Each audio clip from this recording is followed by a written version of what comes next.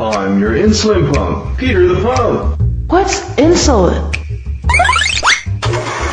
Insulin helps your body feed your cells, but people with diabetes have a problem with insulin, so the cells don't get the glucose they need. You, my friend, needs insulin, and I can help. Why do I need it? Without insulin, you could have eaten a huge slice of pizza, but your cells won't be fed. That pizza is turned into glucose and goes into your bloodstream. The cells can't use the glucose unless there is insulin to help them eat. You see, insulin acts like a key to open the door to the cells and let the food in.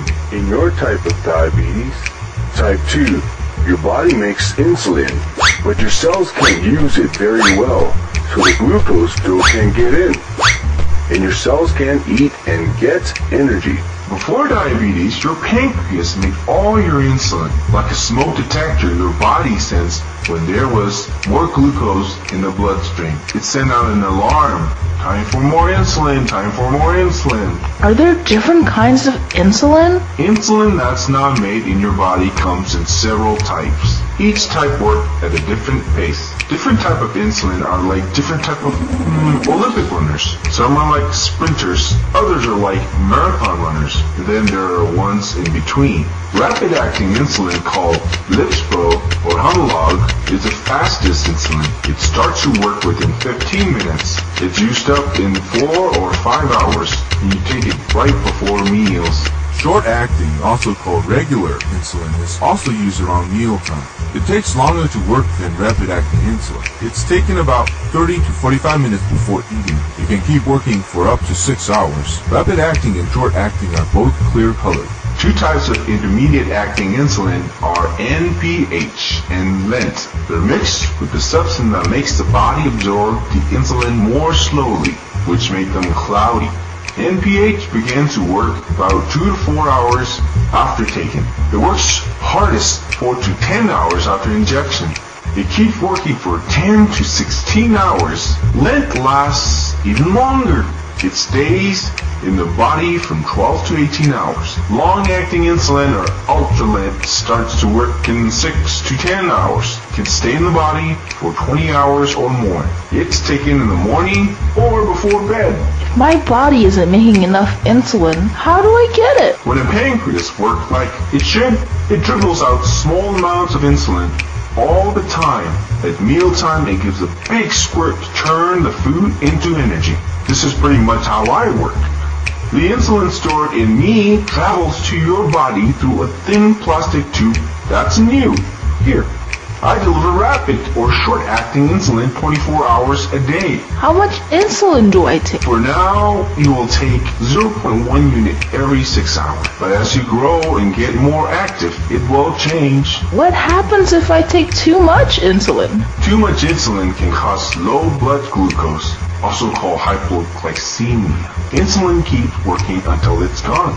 Even if the blood glucose is low, mild or moderate low blood glucose are pretty common for people who take insulin, but it can get dangerously low pretty quickly. People with severe low blood glucose can affect their brain. It's important for you and your parents to observe what symptoms are unique to you. Why is it important? What are the symptoms? Here are some of the symptoms. It's important so you can recognize it and treat it before it becomes serious. What do I do if it happens to me? It's best to prevent hypoglycemia by checking your blood glucose regularly. But if you notice symptoms, treat it right away by eating or drinking something within 10 to 15 grams of carbohydrates, and then check your blood glucose after 15 minutes. Once your blood glucose begins returning to normal, eat a snack with the carbohydrates and protein. If your blood glucose stays too low, go to the doctor. What happens if I don't take enough insulin? Too little insulin can cause high blood glucose or hyperglycemia. Everyone has it once in a while. It's a problem when you have high blood glucose a lot, but when the level is too high. Some symptoms are being thirsty, fatigue, weakness, going to the bathroom a lot, and blurry vision. It's best to prevent hyperglycemia by practicing good diabetes management. Learn to detect and treat it early before it gets worse. You can lower your blood glucose by exercising. Are insulin pumps the best way to get insulin? You may decide to use other insulin delivery methods at some point, like some of these, and scientists are working on new methods like patches, inhalers, and pills. Awesome!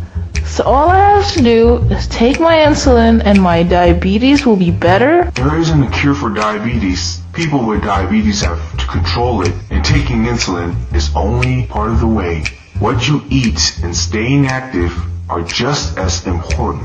It's really important for someone with diabetes to eat properly. Only eat when you're hungry. Eat just a little bit less every time you eat. Eat more slowly. Eat less fat and glucose. Exercising is just as important too. The more calories you burn, the better your body uses insulin. Make sure you do something active every day. You may even reach a point one day where you don't need me and you can control your diabetes with proper nutrition, exercise, and blood glucose monitoring. Thanks, Peter.